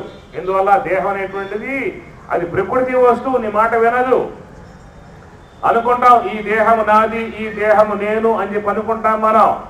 అది నీది కాదు, అది నీవు కాదు, నీవు కాదు, అది నీది కాదు. అది ఎవరిదయ్యా అంటే ప్రకృతి వస్తువు. ఎంత భ్రమ అంటే నేనే అన్నట్లుగా ఉంటుంది, నాదే అన్నంత మోహం కలగజేస్తూ ఉంటాం. నేనే నేనే నువ్వు కాదయ్యా, అది నీది కాదు, అది ప్రకృతి మాట వినేటువంటి వస్తువు. అది దేహము నీదే అయితే, దేహము నీవే అయితే ఆజ్ఞాపించు దేహాన్ని. ఓ దేహమా బాల్యావస్థ అంటావా, అది వచ్చి పడింది. యవనం అంటావా చాలా అందంగా ఉన్నది, వృద్ధాప్యం జోలికి మాత్రం పోమాల అని చెప్పానండి. ఏమంటాం సార్, అది వచ్చి పడింది, ఆల్రెడీ అయిపోయింది, ఇంకనేది ఏముంది. యువక బృందం ఉందిగా కొంతగా ఇక్కడ, వాళ్ళని అంటారా నీ మాట వినది, ఎవరి మాట వినదు, ప్రకృతి మాటే వింటుంది. అందువల్ల నువ్వు కేవలం ఆ దేహములో ఉండి నీ పని చేసుకోవాలే కానీ, నీ పని చేసుకోవాలే కానీ ఆ దేహములో ఏ అవయవమో కూడా నీ ఆజ్ఞతో పనిచేస్తున్నటువంటివి కావు. నీ శరీరములో ఉన్నటువంటి యొక్క భాగాలను ఏ ఒక్క దానికి నీ ఆర్డర్ వేసింది లేదు. అదంతా ప్రకృతి ఆజ్ఞాపించింది, ఆ ప్రాజ్ఞ ప్రకారంగా నడుచుకుంటా ఉంది. ఆ దేహం శరీరములో ఉన్నటువంటి అవయవాలు, లంగ్స్ కానీ, కిడ్నీస్ కానీ, అన్నవాహి కానీ, బ్రెయిన్ కానీ, లివర్లు కానీ, శరీరంలో జరిగేటువంటి మార్పులు కానీ అన్నీ కూడా ప్రకృతి యొక్క ఆజ్ఞయే పనిచేస్తుంది తప్ప నీ ఆజ్ఞ పనిచేసేటువంటి దాంట్లో ఏమీ లేదు. ఎండ్రు గారు తెల్లబడమాక, తెల్లబడితే నాకు అవమానం, చూసేవారు వృద్ధుడుగా భావిస్తారు, నన్ను తక్కువ చూపు చూస్తారు, తెల్లబడమాక అని చెప్పి అనండి. ఒకవేళ ఎండ్రుకతో మీరు అదేం చేస్తుంది, నోరు మూసుకో, నేను తెల్లబడే తీరతా అని చెప్పాడు. కాబట్టి ప్రకృతి వస్తువు దేహం కాబట్టి ఆ దేహం కాయపు వికారమది కలకాలము చెప్పిన, పోయిన పోకేగాక బుద్ధి వినేనా, బుద్ధి వినేనా. పంచమహాపాతకాల బారి పడ్డ చిత్తమిది, ముంచి ముంచి నీటిలోన మూల నానబెట్టుకొన్న, మించిన గొడ్డలి నేడు మెత్తనయ్యనా. ముంచి ముంచి నీటిలోన మూల నానబెట్టుకొన్న, నానబెట్టాడు దేన్ని, గొడ్డలి. మెత్తగా అవుతుందా? ఎంతకాలం పెట్టినా అది మెత్తగా అయ్యేదే ఉండదు. పంచమహాపాతకాల బారి పడ్డ చిత్తమిది, పంచమహాపాతకాల బారి పడ్డ చిత్తమిది, దంచి దంచి చెప్పినాను తాకి వంగెనా, తాకి వంగెనా. పంచమహాపాతకాల బారి పడ్డ చిత్తమిది, దానికి ఎప్పుడు కూడా ఏదో ఒక ద్రోహ చింతన, ఏదో ఒక దుర్మార్గపు చింతన, ఆ విధంగా మనసనేటువంటి యొక్క వస్తువు వాటిలతో స్నేహం కలిపి కామ, క్రోధ, లోభ, మోహ, మద, మత్సర అలాంటి గుణాలతో స్నేహం చేసి అది పోతా ఉంటుందే కానీ నా మాట ఇది లెక్కగా దానికి కూడా లేదన్నాడు. ఏమి కోరిమితో తేలు తెచ్చి పంచలోన పెట్టుకున్నా, కోరిమితో తేలు తెచ్చి పంచలోన పెట్టుకున్నా, సారె కుట్టుగాక సక్క నుండినా. తేలు పెట్టుకుంటే కొట్టుకుని ఉంటుందా? దాని స్వభావం ఏమి ఘోరమైన ఆసమేలు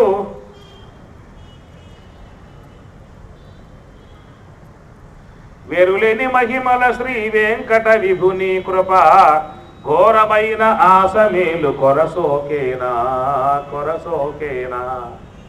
భరమైన వేపమాను పాలు పోసి పెంచినాను, తీరని చెదేగాక తీయనుండినా.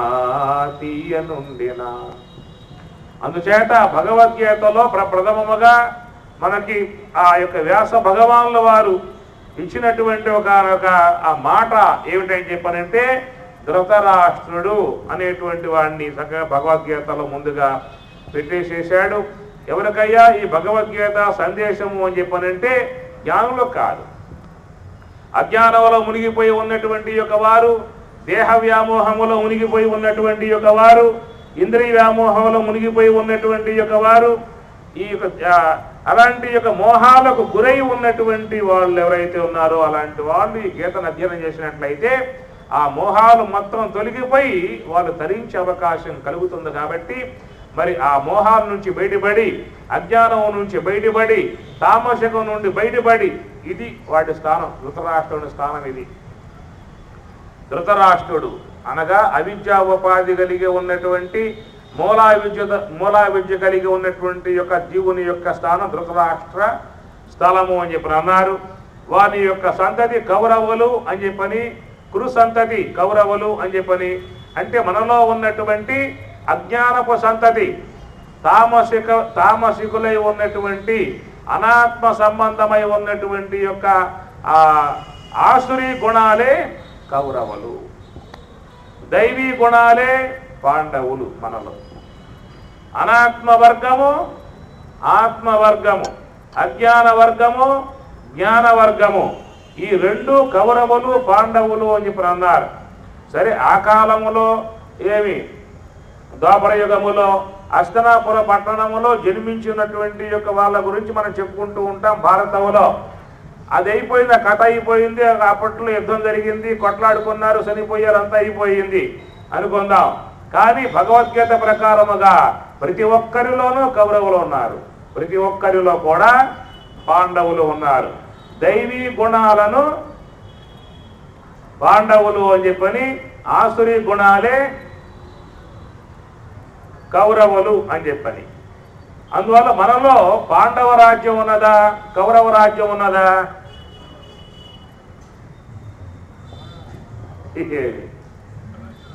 ధృతరాష్ట్రుడు రాజు కాబట్టి గుడ్డివాడు, అజ్ఞానంతో ఉన్నటువంటి వాడు. కళ్ళు లేవు అని చెప్పనంటే జ్ఞాన చక్షువు లేకపోవటమే. అనగా పరమార్థముకు బ్రహ్మము యొక్క దివ్యత్వమును పొందకుండగా ఉన్నటువంటి యొక్క వాడు ధృతరాష్ట్రుడు. గుడ్డివాడు, పుట్టి గుడ్డివాడు అని చెప్పనంటే ప్రతి ఒక్క ప్రాణి కూడా పుట్టుకతో జ్ఞానం అనేటువంటిది ఉండదు. జ్ఞానం రావాలంటే గురువును ఆశ్రయించాలి. తత్వశాస్త్రాధ్యయనం చేయగలిగితే పరోక్ష కన్ను ఏర్పడుతుంది. అపరోక్షానుభవాన్ని పొందితే బ్రాహ్మీ సంబంధ కన్ను కలుగుతుంది. కాబట్టి విమూఢాన అనుపశ్యంతి పశ్యంతి జ్ఞాన చక్షుషః. విమూఢాన అనుపశ్యంతి, వాడు కూడా లేడు. పశ్యంతి జ్ఞాన చక్షుషః. కాబట్టి జ్ఞాన చక్షువు అది కలగాలి, అది రావాలి. మూడవ కన్ను జ్ఞాన కన్ను, జ్ఞాన నేత్రం అని చెప్పని అన్నారు. పరమశివుడు కన్ను తెరిచాడా అని చెప్పనండి, విశ్వం అంతా కూడా లయమైపోతుంది అని చెప్పి అంటాం కదా. అట్లాగా మన లోపల ఉన్నటువంటి పరమశివుడు మూడో కన్ను, జ్ఞాన కన్ను తెరిచాడా అని చెప్పనంటే అనాదిగా ఉన్నటువంటి అనాత్మ వర్గం అంతా కూడా మొత్తం భస్మీపట్లం అయిపోతుంది. అందుచేత ఈ జీవుడు ఆ యొక్క దుర్మార్గులై దుష్ట చతుష్టయం అని చెప్పని కదా, దుష్ట చతుష్టయం అందరూ కూడా మరి ధృతరాష్ట్రుడు దు అంటే చెడు, సు అంటే మంచి, డు అంటే చెడు, సు అంటే మంచి అన్నమాట.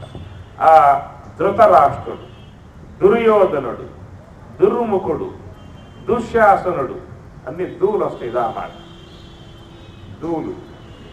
ఒక అమ్మాయి ఉంది చివరిలో, 101వ అమ్మాయి, దాని పేరు దుస్సల, అది కూడా దూనే. కాబట్టి ఎవరు మిగల్ల మొత్తం పోయారు. అందుచేత ఆత్మరాజ్యములో పోయినప్పుడు అనాత్మ వర్గం అంతా కూడా నశింపబడుతుంది. ఎవరైతే పరమాత్మ, ఇది కృష్ణ పరమాత్మ ఉన్నటువంటి స్థలం, తతశ్వేతై హయై యుక్తే మహతి స్యందనే స్థితౌ మాధవ పాండవశ్చైవ దివ్యౌ శంఖౌ ప్రదత్మతు పాంచజన్యం ఋషికేశం దేవదత్తం ధనంజయ. ఇది రథం అంటే. తతశ్వేతై తెల్లది అయిన హయై గుర్రములతో పూంచి ఉన్నటువంటి రథం ఇది. చందనే మహతి చందనే స్థితౌ. ఆ రథం మీద ఉన్నారు పార్థుడు పరమాత్మ అన్నమాట. ఇది రథం. మహాకారణమే రథము అని చెప్పనండి. ఎవరైతే మహాకారణము కలిగి ఉంటారో, మహాకారణములో ఉంటారో, సోహంభావ ధ్యానములో ఉంటారో వాళ్ళు పాండవుల కిందకు వస్తారు. ఎవరైతే తామసికముతో, మూలాభిజ్యతో, అజ్ఞానముతో, కారణదేహముతో, తమస్సుతో కూడి ఉంటారో అలాంటి వాళ్ళు ధృతరాష్ట్రుని కిందకి చేరుతారు. వారి సంతతియే కౌరవులు అని చెప్పని అనగా అనాత్మ సంబంధ వర్గము. దంభో దర్పో అభిమానశ్చ క్రోధ పారుష్యం ఏవచ అజ్ఞానంచ అభిజాతస్య పార్థ సంపదం. ఆసురీం దంభ దర్ప అభిమాన క్రోధ పారుష్యం ఎన్ని కూడా వాడి యొక్క సంతతి, ధృతరాష్ట్రుని సంతతి. మనలో ఆసురీ గుణాలు ప్రకోపించి వ్యవహారం చేస్తూ ఉన్నాయా? దైవీ గుణాలు చక్కగా మనలో వ్యవహరిస్తున్నాయా చెప్పండి? అవి ఉండాలి. దైవీ గుణాలతో జీవించాలి. ప్రేమ, అద్వేష్ట సర్వభూతానం, అద్వేష్ట సర్వభూతానం, మైత్ర కరుణ ఏవచ అన్నట్లుగా అభయం సత్వ సంశుద్ధి, జ్ఞానయోగ వ్యవస్థితి, దానం దమశ్చ యజ్ఞశ్చ స్వాధ్యాయ తప ఆర్జవం అహింస సత్యం అక్రోధ త్యాగ శాంతి అపైశ్రన్ దయా భూతేషు అలోలత్వం ఆర్ధవం గిరీహి అచాపలం తేజ క్షమ ధృతి శౌచం అద్రోహో నాతిమాన్యత భవంతి సంపదం దైవీ అన్నాడు. ఇంటికి పోతే మీ ఇంట్లో భగవద్గీత బహుశా ఉంటుంది, ఎక్కడో మూల ఉంటుంది. ఏ చట్ట కిందో మూకుడి కింద అక్కడ పెట్టుంటారు. మీరు బూజు బట్టి ఉండవచ్చు, దుమ్ము కొట్టుకుని ఉండవచ్చు. కాస్త తీసి దుమ్ము దులిపి ఆ పుస్తకం తీయండి. 16వ అధ్యాయంలోకి పోండి సార్. 16వ అధ్యాయంలోకి పోతే అక్కడ మీకు కౌరవులు కనబడతారు, పాండవులు కనబడతారు ఆ పుస్తకంలో. కనుక అవి చూసుకొని మన లోపల ఏ వర్గం ఉన్నది, ఏ వర్గం రాజ్యాన్ని ఏలుతూ ఉన్నది అన్నది కూడా మనం లోపల చూసుకోవచ్చు. కాబట్టి లోన ఉన్నటువంటి యొక్క గుణాలలో దుర్గుణాలను దూరం చేసుకుని సద్గుణాలను మనం ఆదరించాలి. వాటిని చక్కగా మనం వాటిని పెంపొందింపజేసుకోవాలి. మనలో దయ ఉండాలి, ప్రేమ ఉండాలి, వాత్సల్యం ఉండాలి, పరస్పర అవగాహన ఉండాలి. ప్రేమించగలగాలి, పక్క వారిని నువ్వు ప్రేమించగలగాలి. ద్వేషించటం అనేటువంటిది పాపం. మనల్ని ప్రేమిస్తే పుణ్యం, ద్వేషిస్తే ద్వేషించాలా, పూజించాలా? ఏమి దేవుడు సకల మానవులు కూడా దేవతా స్వరూపాలే. లోన ఉన్నది దేవుడు, పైన ఉన్నది ఆకారం, లోన ఉన్న దేవుడు. కాబట్టి ఆ విధం మనలో మన వ్యక్తిత్వాన్ని పెంపొందింపజేసుకోవాలి. దంభ దర్ప అభిమాన క్రోధ పారుష్యం ఏవచ. అలాంటి గుణాలకు మనం ప్రాముఖ్యత ఇవ్వరాదు. వాటికి మనలో స్థానమే కలగజేయరాదు. ఒకవేళ వస్తే వాటిని ఏం చేయాలి? దూరంగా పెట్టేయాలి. వాటిలో జీవించకూడదు, వాటికి ప్రాధాన్యత ఇవ్వకూడదు, వాటి పేటలు వేయకూడదు, కుర్చీలు వేయకూడదు, వాటికి అన్నం పెట్టి పోషించనే కూడదు. ఏం చేస్తున్నాం మనం? వాటికి 3 పూట్ల కారాలు ఉప్పులు పోసి ఇంకా అవి ఇవి దాంట్లో పడేసి బాగా వాటికి మేతేసి పెంచుతూ ఉన్నాం. లోన ఉన్న కామ క్రోధ ఏవైతే ఉన్నాయో గుణాలు అవి పెరిగేందుకే బాగా ఆహార పదార్థాలు కూడా దాంట్లో పోస్తూ ఉన్నాయి. కానీ సాత్వికమై ఉన్నటువంటి ఆహారం తీసుకోవడం లేదు. అందుచేత మరి అసూయ కానీ, ద్వేషము కానీ, కక్ష కానీ, మహాత్ముడు చెప్పాడు ఒక అసూయ గుణం ఉన్నదా అని చెప్పారంటే అన్ని గుణాలు ఉన్నట్లేనయ్యా అన్నాడు. వాడన్నాట నాకు ఏ రోగము లేదండి, ఒక చెయ్యి రోగం తప్ప అని చెప్పి అన్నాడు. చాలు, అది ఒకటి ఉంటే 5 రోగాలు వాడికి ఉన్నట్లే. ఇదం తుతే గుహ్యతమం ప్రవక్ష్యామి అనసూయవే. పరమాత్మ అంటాడు అర్జునుడితో, అర్జున అనసూయవే, నీళ్ళు అసూయ లేదయ్యా, అందువల్ల నువ్వు బ్రహ్మ విద్య వినడానికి అర్హుడవయ్యావు అని చెప్పని అంటాడు. ఒక అసూయ ఉందనుకోండి, దుర్యోధనుడు ఏమిటి? దుర్యోధనుడు అసూయ. పక్కవాడు పచ్చగా ఉన్నాడా అంటే వాడు నిద్రపట్టదు, తిన్న వరగదు. కాబట్టి వాడు పతనం అయ్యాడు అనుకోండి, ఆ పూట గుండెపై చేసుకుని నిద్రపోతాడు. వాడు పోయాడుక పర్వాలేదు. అలాంటి గుణాలను పోషించాము అని చెప్పనంటే ఏమవుతుందని చెప్పని మన జీవనం పతనం చేసుకోవటం అవుతుంది. కాబట్టి లోన ఉన్నటువంటి ఆసురీ సంబంధమై ఉన్నటువంటి గుణాలను దూరం చేసుకుని దైవీ సంబంధమై ఉన్న గుణాలను మనం దగ్గర చేసుకున్నట్లయితే మన జీవితం పవిత్రమయ్యేటువంటి యొక్క అవకాశం ఏర్పడుతుంది. అందుచేత మనం జీవితంలో సంపాదించుకోవాలని చెప్పనంటే ఏమి సంపాదించుకోవాలి? జ్ఞానం ప్రధానంగా సంపాదించుకోవాలి, పుణ్యం ప్రధానంగా సంపాదించుకోవాలి. పుణ్యం ఉంటే నీ జ్ఞానంలో తీసుకుపోతుంది, గురువును చేరుస్తుంది, ధ్యానం చేసేందుకు ఉపకరిస్తుంది. అందుచేత పుణ్యం సంపాదించుకోండి, గురువుల ద్వారా జ్ఞానం సంపాదించుకోండి, యోగాభ్యాసం చేసి బ్రహ్మానుభవాన్ని సంపాదించుకోండి. ఆ పుణ్యం రావాలంటే పుణ్యకార్యాలు చేయాలి. నేను చెప్పా కదా, యజ్ఞదాన తపఃకర్మాణ త్యాజ్యం కార్య. మంచి శ్లోకాలు 2 కూడా. ఈ 2 శ్లోకాలు కూడా మీరు చక్కగా లామినేషన్ చేసి పైన శ్లోకం పెట్టి, అయ్యా కొన్నింటిని వదలాలి, కొన్నింటిని వదలరాదు అని హెడ్డింగ్ పెట్టేసేసి ఆ శ్లోకాలు పెట్టి తాత్పర్యం రాసి ఏం వదలకూడదు అన్నదానికి యజ్ఞదాన తపఃకర్మాణ త్యాజ్యం అన్న శ్లోకం పెట్టండి. నత్యాజ్యం వదలకూడదు, ఈ 3 జీవితంలో పెట్టుకో. ఏం వదలాలి అన్న విషయానికి త్రివిధం నరకస్యేదం ద్వారం నాశనం ఆత్మనః కామః క్రోధః తదా లోభః తస్మాతేతత్తు త్రయం త్యజేతు. కామం వదలాలి, క్రోధం వదలాలి, తర్వాత లోభం వదలాలి. లోభం వదిలితే ఆత్మజ్ఞానం లాభం వస్తుంది. ఏమి లోభబుద్ధి ఉండకూడదు. ఒకడు వచ్చాడు, అయ్యా సౌరం చేయాలి, ఎంత ఇమ్మంటామన్నాడు. 10 రూపాయలు అన్నాడు. 10 రూపాయలు కాదు, ఇంకో మాట చెప్పని చెప్పని అన్నాడు. సరే, అట్లా బేరం బేరం బేరం ఆడేది. చివరికి ఏం చేశాడని చెప్పానంటే 4 రూపాయలు ఇస్తా అని చెప్పని అన్నాడు. 4 రూపాయలు. పొద్దున్నే బేరం కదా, ఎందుకు పోగొట్టుకోవాలని చెప్పి అనుకున్నాడు. సరే, వచ్చిన రాంగ్ పోయిందని చెప్పి అనుకున్నాడు. సౌరం చేస్తా కూర్చోమన్నాడు. ఆ కత్తిరి కాదు, కత్తి తీసుకో. ఎందుకు? క్రాప్ చేసావనుకో మళ్ళీ త్వరగా వచ్చేస్తుంది, నీతో పని పడుతుంది. మళ్ళీ గుండు చేసావనుకో 4 నెలలు పడుతుంది, 6 నెలల దాకా నీతో పని ఉండలేక. వాడు మహా గొప్పవాడు, లోబి. ఆ విధంగా ఏం చేశాడు? సరే నీ ఇష్టం చెప్పినారు. కత్తి బాగా నూరి పెడితే మొత్తం నున్నగా తార్ రోడ్ లాగా, సిమెంట్ రోడ్ లాగా వచ్చేసింది అన్నమాట. ఆ తర్వాత అరే బిడ్డ నువ్వు రా అన్నాడు. అమ్మ కొడుకు వచ్చాడు. మా కొడుకు కూడా చేయాలి, ఎంత ఇమ్మంటావు అన్నాడు. అంతే, 4 రూపాయలే. లేదు, కుదరదు.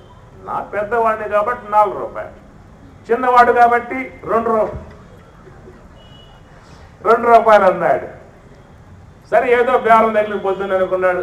2 రాని ఏం చెప్పనుకున్నాడు. రారా పుట్టాడా కూర్చో అని చెప్పని అన్నాడు. కత్తి బాగా నూరాడా పని మొత్తం ఈ పక్క పెట్టి ఆ పక్కకి వెళ్ళిపోయింది. 1 వే, నాన్ స్టాప్ వెళ్ళిపోయినాడు. 6 రూపాయలు ఇవ్వాలన్నాడు. 10 రూపాయలు తెచ్చి చేతిలో పెట్టాడు. 4 రూపాయలు చిల్లర లేదు, నీదే పొద్దున్నే పోని సాయంత్రం వేస్తా అని చెప్పాడు. ఇప్పుడు చూశాడు, డబ్బు పోతే రాదు, ఎట్లా అని చెప్పి ఆలోచించాడు. ఆలోచిస్తే ఇంట్లో అమ్మగారు ఎప్పటి నుంచో కొండకు పోవాలని చెప్పి అంటా ఉంది. కొండకు పోయిన ఏం చేస్తారు? ఈ గుండె ఏం చేసి అక్కడ పోయినా కొండకు పోయిన ఏం చేస్తారు? గుండు చేస్తారు. వెంకటేశ్వర స్వామి మన్నట్లు లేడా, పటం లేదా చూసుకోవా. సరే, ఆ కొండ ఏదో ఇక్కడే చేసేద్దాం. ఆ ఛార్జీలు, రైల్వే ఖర్చులు, బస్సు ఖర్చులు, ఆ లాడ్జింగ్ ఖర్చులు ఇవన్నీ తప్పిపోతాయి కదా. అప్పుడు ఏమేట్రా అని చెప్పని అన్నాడు భర్త. ఆమె ఇంట్లో పనులు చేసుకుంటుంది, భర్త ఉతుక్కోవటం పనులు చేసుకుంటుంది అన్నమాట. ఏది పిలిచాడని చెప్పని గబగబా బరబరా ఉన్న వచ్చింది ఆ పని కూర్చోమన్నాడు. ఎందుకని చెప్పింది, కొండకు పోతా అని చెప్పి అంటున్నావుగా, ఇదే కొండ అనుకో, ఈ పూట కొండ 4 రూపాయలు పోతే లేకపోతే నీ పొంద 4 రూపాయల కోసం నాకు గుండె అని చెప్పారు. అది ఒప్పుకోరా, అరే పొడ్డాడా నువ్వు గట్టిగా పట్టుకోరా అని చెప్పని అన్నాడు. మంగళవాడు రెడీగా ఉండరా అని చెప్పని అన్నాడు. గట్టిగా చెరువు కాలు పట్టుకుని కూర్చోబెట్టి 10 రూపాయలు వస్తాయి వాడికి, వాడు 10 రూపాయలు వస్తాయి వాడికి గురిగా, వాడు నాకెందుకు ఎవరైతే 10 రూపాయలు వస్తాయి ఇప్పుడు అని చెప్పనుకున్నాడు. ఇద్దరు గట్టిగా పట్టుకుని కూర్చోబెడితే తిరుమల కొండకు పోయించడం అయిపోయింది. ఆ దెబ్బతో ఏమైపోయింది, వాడికి 10 రూపాయలు భద్రంగా 3 గుండ్లు వచ్చేసి వాడు లోపేనమాట, పైస ఎవడికి పెట్టడు. ఈ విధంగా జీవితంలో ఉన్నది. సరే లోభం అవసరమే, దాచటం అవసరమే, దాచడమే పనిగా పెట్టుకుంటే జీవితం అంతా కూడా పాడైపోతుంది.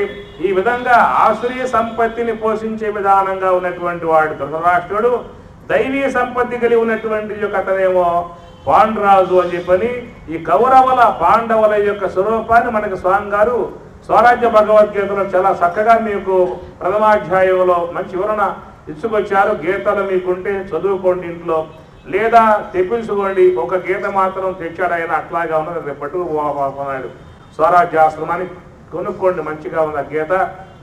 ఈ విధముగా గీతానావం సమాసాధ్య పారం యాతి సుఖేన సహా.